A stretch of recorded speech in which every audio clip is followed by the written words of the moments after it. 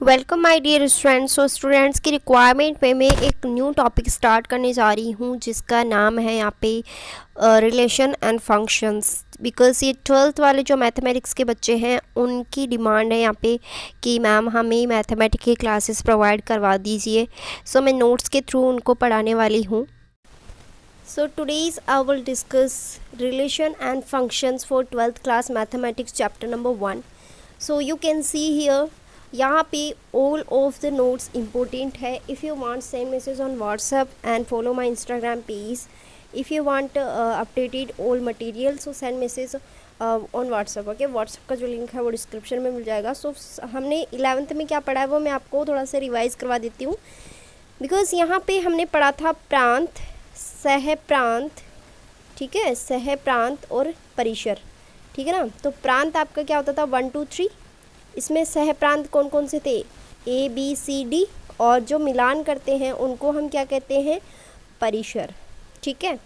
तो यहाँ पर सीधी सी बात निकल के आती है कि प्रांत में जो अवयव होते हैं वो सह प्रांत से कनेक्ट होते हैं, ठीक है ना, सह प्रांत से कनेक्ट होते हैं. अब देखो प्रांत, यहाँ पे प्रांत का एक भी अवयव छूटना नहीं चाहिए और सह प्रांत में भले ही चाहिए छूट जाए लेकिन प्रांत के अंदर एक भी अवयव छूटना नहीं चाहिए. इसको क्या कहते थे, इसी को तो हम कहते थे, ठीक है ना, प्रांत और परिसर सह प्रांत, ठीक है.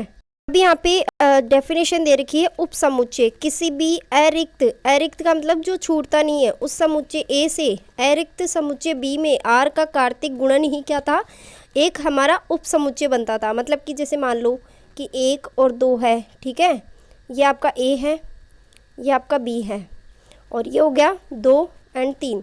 तो हम इसका आर कैसे निकालते थे, ए गुणा बी करके. आई होप कि आपको रिवाइज हो गया है.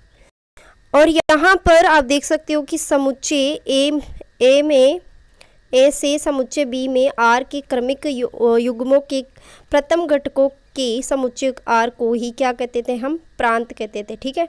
नेक्स्ट सह प्रांत, जो कि आपको मैं समझाई हूँ अभी डायग्राम के थ्रू कि समुच्चय बी को, ये समुच्चय बी है, ये समुच्चय ए है, तो समुच्चय बी के आर का सह प्रांत कहते थे.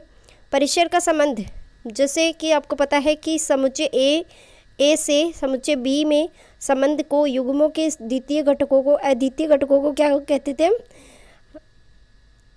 परिसर कहा जाता था, ठीक है ना.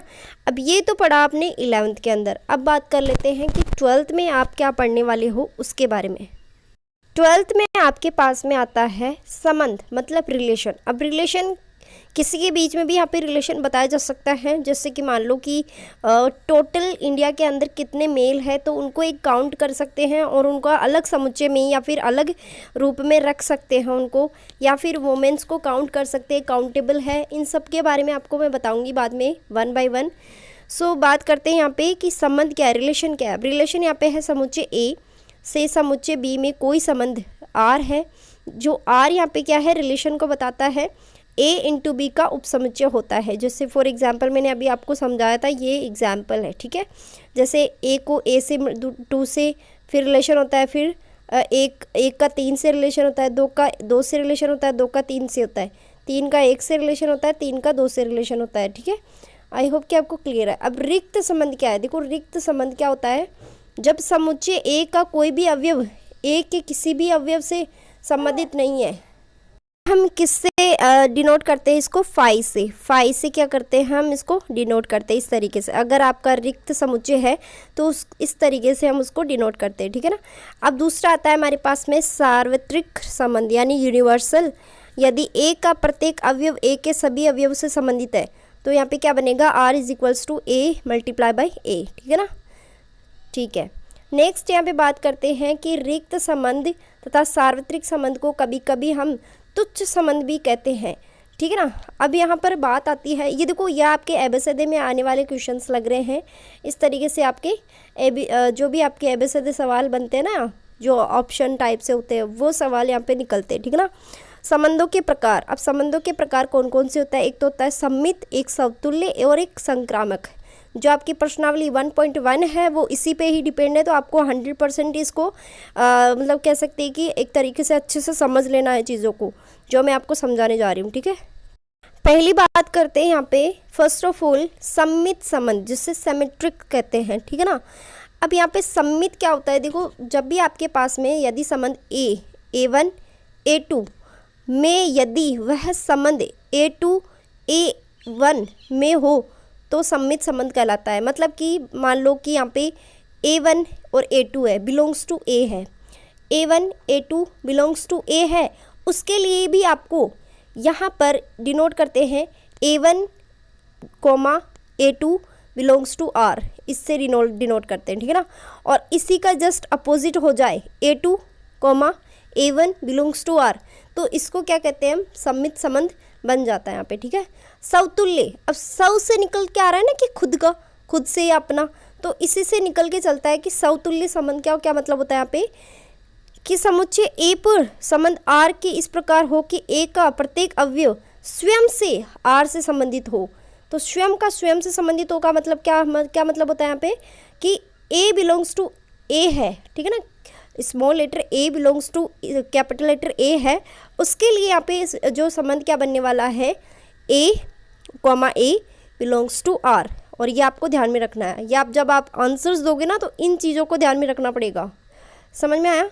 नेक्स्ट है संक्रामक संबंध। अब संक्रामक संबंध मतलब ट्रांजिटिव संबंध क्या होता है, यदि जो संबंध A1 से रिलेटेड है वही संबंध A2 और A3, अब देखो इसका कैसे निकालते हैं हम, इसमें होगा A1 A2 belongs to R, ठीक है, A1 A2 belongs to R, वही संबंध A2 A3 belongs to R होना चाहिए, और वही संबंध A3 ये A1 A3 से बिलोंग्स टू R होना चाहिए, तब भी आपका संक्रामक संबंध बनेगा। समझ में आया। You can see here A1 A2 A3 belongs to A, ये टोटल हो गया तीनों का, और यहाँ पे देख सकते हो आपकी A1 A2 belongs to R, A2 A3 belongs to R, और A1 A3 belongs to R।